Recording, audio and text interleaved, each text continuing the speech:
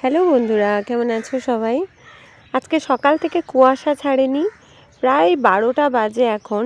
বাইরে বেরিয়ে দেখলাম একটু দিনমণি মুখ দেখিয়েছেন, আর তারই মধ্যে আমাদের সিজু বেড়াতে চলে এসেছে। দূরে সর্ষের জমি পার হয়ে যে গাছপালাগুলো দেখা যাচ্ছে সেগুলো একেবারে আবছা কুয়াশাতে ঢাকা। এখনও পর্যন্ত দুপুর 12টা বেজে 10 মিনিট এখন। চারদিকে হলুদের আবরণ। কালকে আমি প্রচুর জামা কাপড় কেচেছিলাম, সেগুলো এখনও শুকায়নি। আজকে আমার পাশের বাড়ির দিদিও অনেক জামা কাপড় কেচে দিয়েছে, সেগুলো সব রোদে দেওয়া হয়েছে, কিন্তু রোদের কোনো তেজ নেই। তোমাদের সঙ্গে গল্প করতে করতে চলে এলাম একেবারে আমার বাড়ির সামনে সর্ষে জমিটার কাছে, শুধুমাত্র দেখানোর জন্য যে এই শোভাটা সবসময় দেখা যায় না।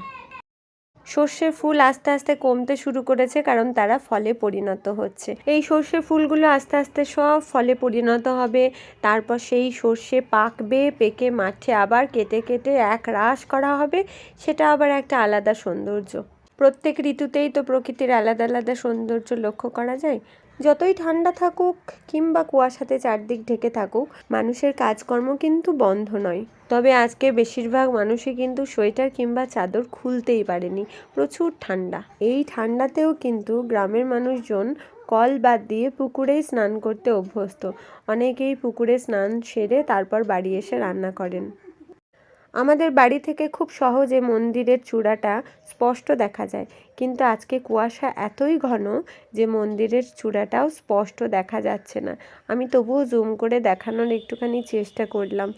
অনেক মানুষজন আছেন যারা হঠাৎ করে রাস্তা দিয়ে যেতে যেতে বড় গাড়ি থামিয়ে সর্ষের জমিতে নানান পোজে ছবি তুলে তারপর বাড়ি ফেরেন, তবেই তাদের মন ভরে। কারণ এই যে শোভা, এটা তো বছরের এই সময়টাতেই বেশি দেখা যায়। আর সর্ষের জমি, সর্ষের ফুল মানে আমাদের কাছে একটা আলাদা আবেগ। তো সেই আবেগটা আজকে তোমাদের সবার সঙ্গে ভাগ করে নিলাম। একটুখানি রোদ উঠেছে, আর এই রোদের আলো গায়ে মাখতে মাখতে আবার বাড়ি চলে এলাম। কিন্তু ইচ্ছে করছে না আসতে, মনে হচ্ছে ওই মাঠেই বসে থাকি, কারণ এত ঠান্ডা।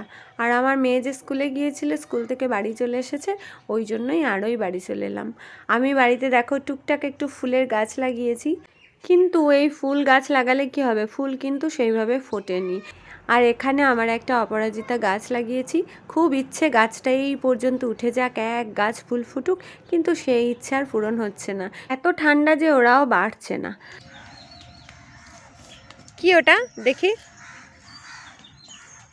আচ্ছা, এই যে ক্লে কিনে নিয়ে এসছে, টাইপ অফ ক্লে, জানি না ওটাকে কি বলে। তো চলো, আমিও এখন রান্না কমপ্লিট করব, কারণ অর্ধেক রান্না হয়েছে, বাকিটা না করেই আমি একটু বেরু করে এলাম, গায়ে রোদ মেখে এলাম। তো সবাই খুব ভালো থেকো, সুস্থ থেকো। এখনকার মতো ভিডিওটা এইটুকুই, টাটা।